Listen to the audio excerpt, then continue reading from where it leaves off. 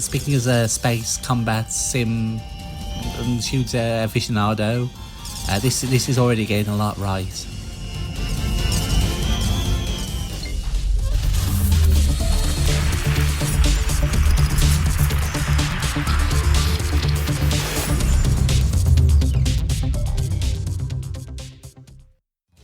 Hello, this is Coffee Hen Retro Sharka, and welcome back to MEGABytes and a megabyte on Stellar Assault for the Sega Saturn. Now, this was released in 1998 by Simsco, but just a couple of days ago it received its first full English localization, and not just text to English, but also dubbing FMV scenes and dialogue, and producing a manual and implementing some cool quality of life features.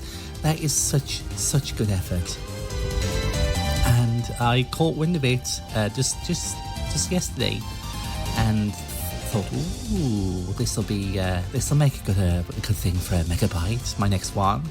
And yeah, because I love these kind of games, the Starblade type ones. So yeah, that's all I know about it. I've not looked into it. I wanted to make it a bit of a blind experience, so here we are, diving right in. So let us press start and start. So we got some options here. We got some difficulty options. Lovely. I've got easy, sound, screen, interlaced on or off, which is good. Excuse me. Adjust mask color, which is another thing, unusual thing there. There's our controls. Back out there. And Y invert, lovely please, yes, for those who prefer flight controls. We've also got trace, which, we've also got, what's this, record new, replay from card. Oh, like a replay, saving replays, I guess, yeah. That's really cool. So let's dive right in.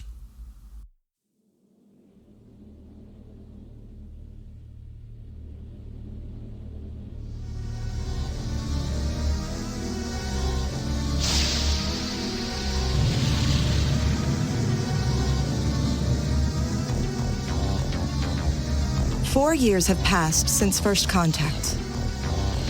Earth, the third planet, fell under siege to an alien fleet the likes of which we'd never seen. The situation seemed dire, but to our surprise, the enemy were easily repelled, withdrawing at the first show of resistance and vanishing as swiftly as they'd appeared. Their technology had simply been no match for that of mankind. Considering the minimal damage done, there was perhaps a silver lining to the incident. The attack had unified us, bringing an end to eons of conflict over ethnic and religious divides. Afterward, we studied what we could from the wreckage of enemy ships, but there was precious little to be learned. The vessels had been outfitted with self-bricking mechanisms, making them all but impossible to examine. Then, 2 years later, there was a second contact. The identity of the alien menace remained a mystery, but this time, we were ready for them. Knowing another encounter was all but inevitable, we'd work together as one human race to make preparations to intercept and attack. Having only incurred minor damage in the previous clash, we'd assumed the enemy would be even easier to repel this time. But the alien invaders had another surprise for us. Their once outdated technology had evolved immensely in 2 years' time. It was now nearly on par with our own.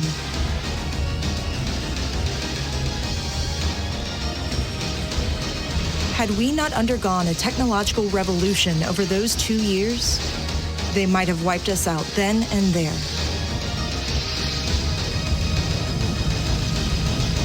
Then, as the battle descended into chaos, the enemy vanished yet again. This time, however, we were able to track them. They had performed a series of space-time jumps, consolidating their forces at the edge of our solar system. Then, with a mysterious blast, disappeared altogether. Some theorized they'd recognized their imminent defeat and self-destructed. But ultimately, we determined it safest to assume they'd escaped, leaving open the possibility of a future encounter. Another 2 years passed, and now they've made contact for a third time. This time, certain facets of their technology have surpassed ours. This comes in spite of humanity's strengthened coordination and further technological advances since the last contact. We no longer have the assurance we once did, only questions. Why do they attack at 2-year intervals? Where did they come from? And who, or what, are they? Yeah, the intro was quite something, wasn't it? As it's quite, unexpectedly deep. These alien invaders that keep turning up and getting smashed, and then we wonder what the hell's going on with them. So we got two types of fighters, Type A and Type B. Now in the manual, the quite lucky manual, we got some stats. So the Feather 1 Type A, a single-seater fighter equipped with a homing ray that can precisely track locked targets with a powerful rapid-fire Vulcan gun. Right, so B, Feather Type B, a 2-seater fighter equipped with a high-energy turbo laser for taking out enemy shots, as well as a plasma launcher capable of firing in a widespread radius. The dual-seat cockpit also allows for piloting and attacking duties between 2 people, so that's like better for multiplayer or 2-player co-op. Ooh, very nice. Let's go for the Feather Type A. Press A or C to start. But we'll just give you some of the stats. So yeah, it's from the Saber Extreme website, a full English localization of Stellar Assault SS, including redubs of all voices during FMBs and in-game missions, as well as implementation of the mission stick controller. Also changes the number of continues from 3 to unlimited, which is very good, because there's no need for that kind of thing. In the zip file is included the Sega Saturn patch, a README file, a completely save file in various formats, and a PDF of a fully English localized US-style manual. Project lead, translator and voice director was Lackaware, audio engineer and video editor was Shadowmask, a script editor was Cardigan and Damthrax, and in-game graphics and text editor manual layout was Damthrax also, and mission stick and limited controllers reverse engineer, as Silos. No mention of the voice actor, I don't think, anyway, though. Yeah, the manual's quite lovely stuff. There's lots of lovely graphics and cool artwork, and some tips as well. Let's dive in, shall we, friends? The United Nations Space Force is Earth's first line of defense against alien invasion. We've concentrated our ranks along the orbital path of the 8th planet, Neptune. This was a predictive measure based on the enemy's previous appearances near Neptune's neighboring planets, Uranus, then Pluto. Unfortunately, with this third contact, the enemy have instead emerged slightly inward of the orbital path of the 3rd planet from the Sun, Earth. They've since dispersed into multiple squadrons and spread across the inner solar system. To make matters worse, they've quickly managed to establish a position within attack range of the Earth and have begun pelting our home planet with asteroids. The UNSF are heading back as quickly as possible, but at this rate, the Earth will incur catastrophic damage before they ever arrive. Oh dear. Well, sneaky things. I guess so. We decided to just leave like no one. The duty falls to us. We've assembled each nation's best and brightest at Earth Moon 1 and begun preparations for a joint space command. I'm glad we left some behind then. But yeah, the presentation is like really impressive. The enemy is using an Excel gate to pelt the Earth with asteroids. The damage is extensive. A few more of these strikes and the environmental destruction alone will be catastrophic. Our hope is therefore to neutralize their base of operations quickly, but we don't have the intel we need. We need to dispatch a reconnaissance craft, but with the Space Command still in its preparatory stages, none have yet been deployed to our ranks. Instead, we'll conduct this recon operation using our support craft. All Feather 1 spacecraft are equipped with auxiliary mobile support pods. These are the most recon-capable vessels in our command, But as the name says, they were designed for support and are thus unmanned and unarmed. Their partner Feather One Crafts will therefore accompany them on this mission. After the jump, all units will advance to the navigational point and conduct a scan. You are to undock from your support craft during this scan to ensure optimal response time, should any emergency arise. Once scanning is complete, redock with your support craft and withdraw. Best of luck. Honestly, I'm really impressed with the presentation because that feels a lot like something out of like Free Space or Wing Commander or TIE Fighter. It's just, yeah, and the voice acting, the redub, it's really helps the atmosphere. So hats off to them.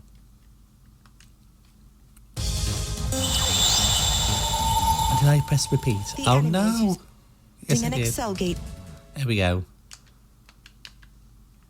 Did we get down? Oh, there we go. Whoops. But yeah, on presentation front, I'm really impressed.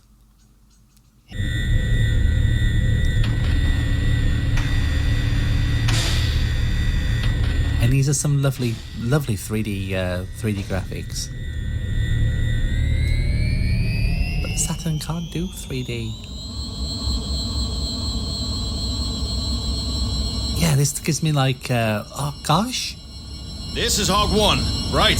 Birdie, radio check. Loud and clear, sir. This marks the first field up of the illustrious Joint Space Command. Let's move out. Mission area coordinates confirmed. Initiating jump. Wow, they give me such like colony wars and dots. All scan points will be displayed on your HUD. Just follow the screen. Approaching mission area. Disengaging jump drive. Like Dark Light Conflict or Colony Wars. Wow. All units, fan out. Let's be home in time for dinner. Please align your targeting reticle with the green marker. I'm so impressed. I was expecting this to be like a rail shooter. Is that precise enough for you, sir? Apparently not.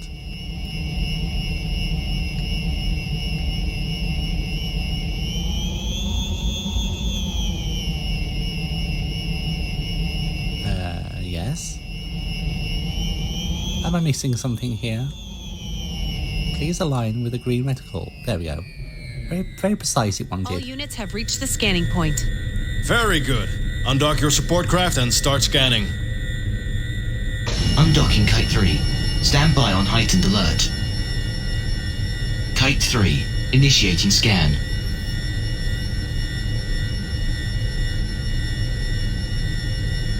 All support craft have finished conducting their scan, sir. All right, let's dock them and roll back. Picking up increased kinetic activity at the enemy site. Well, guess they finally noticed. Thermal reading spiking. They're attacking. Kite 3 damaged. All channels offline. Detecting jump turbulence. No ID signals. Multiple enemy craft exiting jump. All units, intercept at your own discretion. Time to step it up.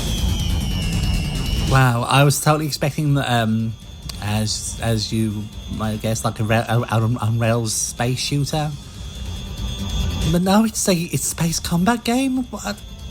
I'm so glad I went into this blind. So I've never played anything like this on the Saturn. It was a Dark Light Conflict port to Saturn.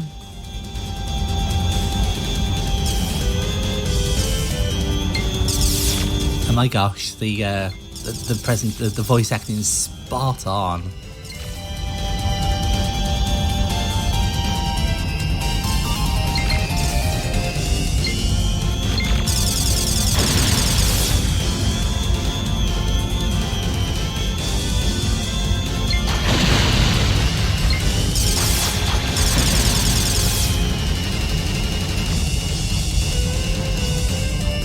Wheeling left and right, yeah.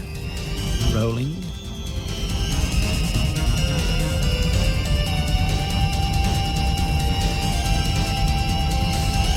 And the indicators are lovely as well. It's, yeah. Speaking as a space combat sim shooter aficionado, this is already getting a lot right.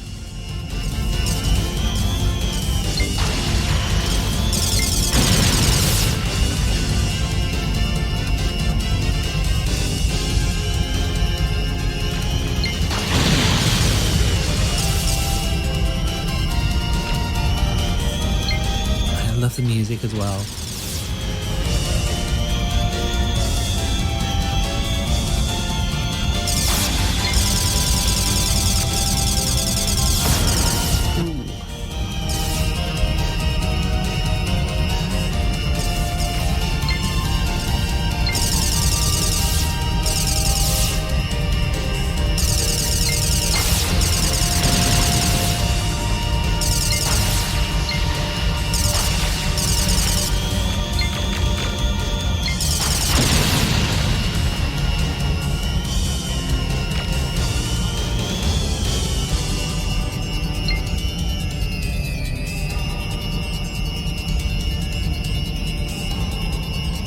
Gosh, the music is so good.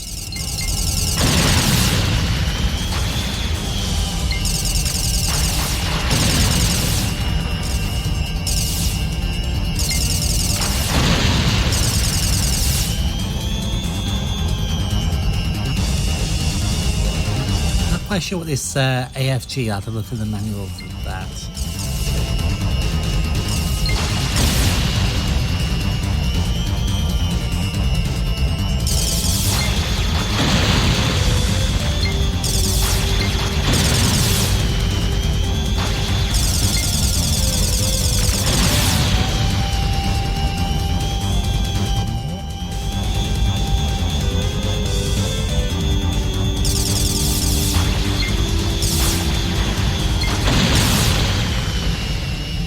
Well, that's that, I guess.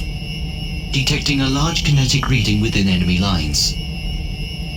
It's an asteroid. The enemy ejected an asteroid at us through the Excel gate. Damn it! Hawk 1 to Garuda. We've got your enemy data, but as you can see, we've got big trouble.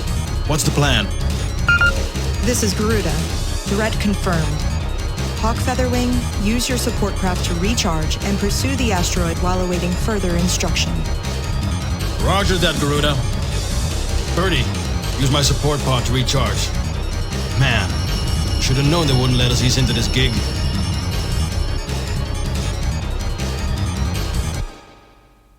Trace, play, and save. Wow, so you can, yeah, play it. Let's have a look at the replay then. Yeah, the AFG thing, that's like a shield.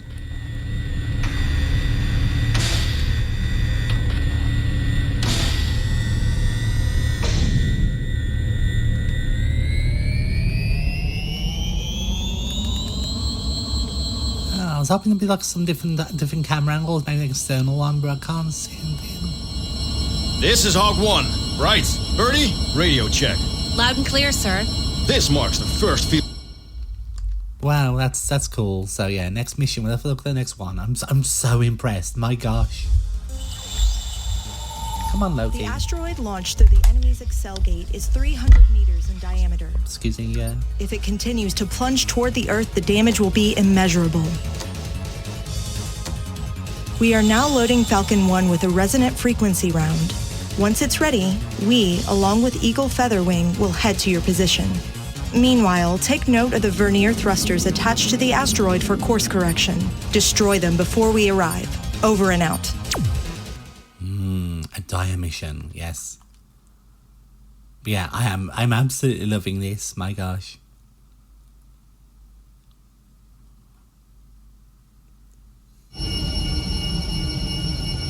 Getting in front of this thing will be a royal pain. Birdie, you handle the front. Me and Bride will take care of the rear. Really, Captain? You're gonna make him do your dirty work just because you don't feel like it? Quiet. Captain's orders are captain's orders. So let's break out and use thrusters.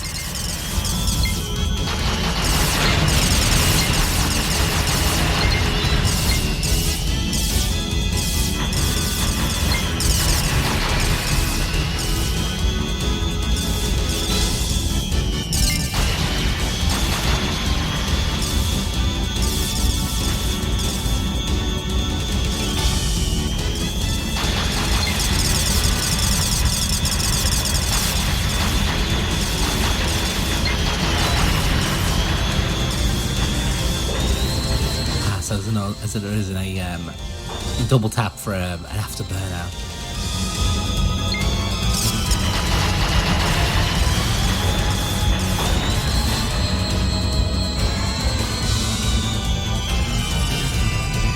Oh, my slammed into it then.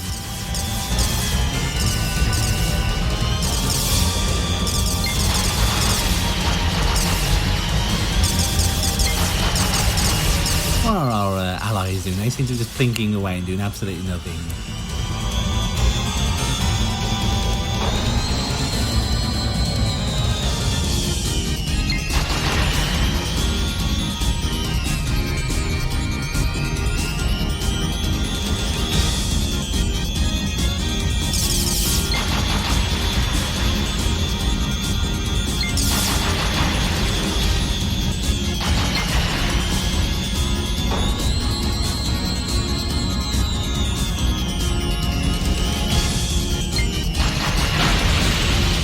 More to go.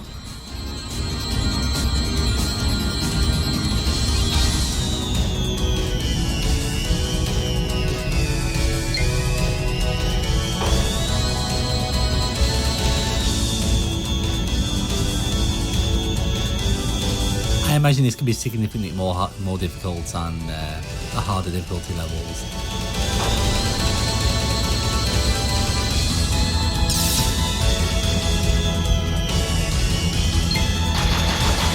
Space-time turbulence detected. Oh, is that who I think it is? Failed to confirm ID signal. It is the enemy. Crap! All units return fire. Don't die. We'll try not to, Captain.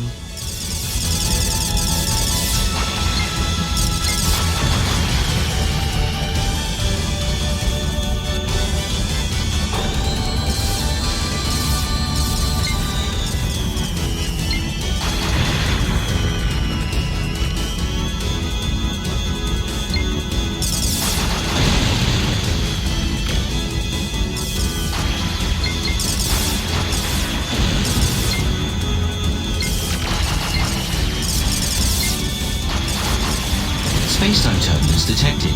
ID signal confirmed. I'm so glad they could find the time! Howdy, McPherson. Some allies. Guess we kept you on ice. Is that Alan Virgil I hear? Ha! You're lucky I left you some scraps. Heads up, I'm carrying a heavy payload here. I need you to cover me. Roger that, buddy. Right, Birdie. Eyes on Falcon 1.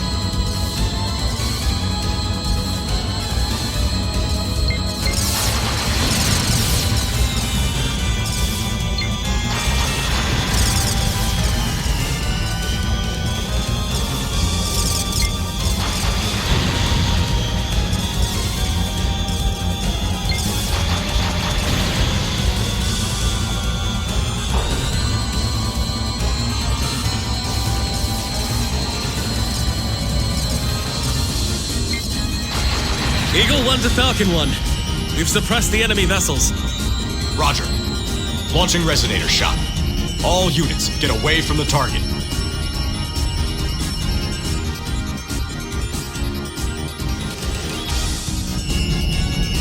Impact imminent.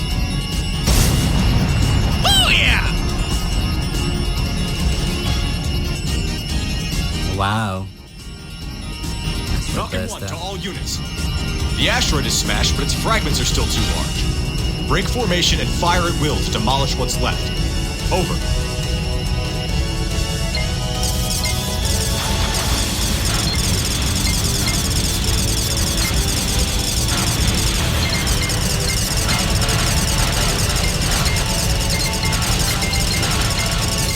This is neat, and gosh, this is a lot of polygonal objects being pushed around with no slowdown whatsoever.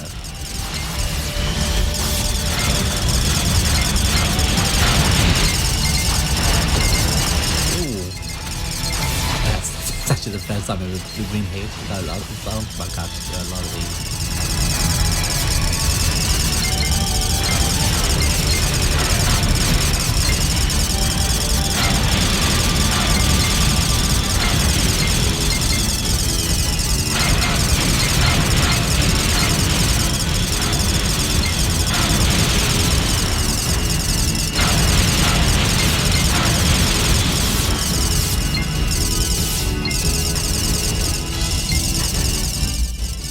Come on, Loki. Come on, you. Come on, Space Cat.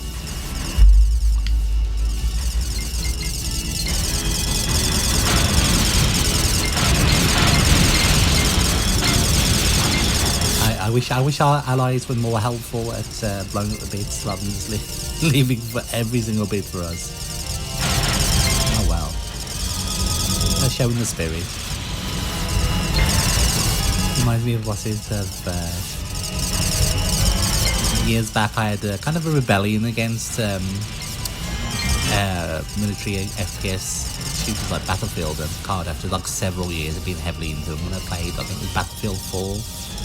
And there was this big set piece, and earlier on, and I just stopped and just watched my AI squad mates just firing away, There are no remaining fragments. hitting nothing whatsoever for about 5 minutes, and then I just put Falcon the 1 to all controller units. down, Mission complete. turned it off, All and units then return to base. didn't really play one for a while, a good year or at least.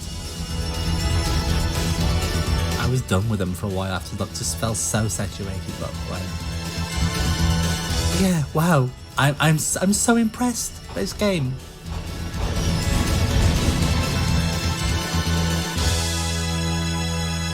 And on a technical level, it's really impressive. Well, let's see how are we doing for time, friends? You know what? Because I don't want to. I want to play this through all the way through, but I also want to play it with kids. So I am going to stop our megabytes here, and I think this is enough for you to decide if you want to give this a go too, and don't want to spoil too much. So yeah, I'm so impressed. The actual game itself is tip top, but hats off to the localizers and the voice actors and all those involved who brought this game to us for a wider audience to play and enjoy. And yeah, it's another feather in the cap for the Saturn in terms of 3D and what can be done in the right hands with those who could manage it. So yeah, excuse me, frog in my throat. Thank you for joining me for this blind first impressions megabytes. Yeah, give this a go if you got any love in your heart for space shooters and anime style like banter and drama. It feels makes it sound like a Macross or kind of like sci-fi thingy, like sci-fi area 88 and whatnot. It's give it a go. So thank you again for watching, and I hope you join me for the next megabytes or whatever video I put on next. Until then, this is Coffee and Retro Sharka signing off.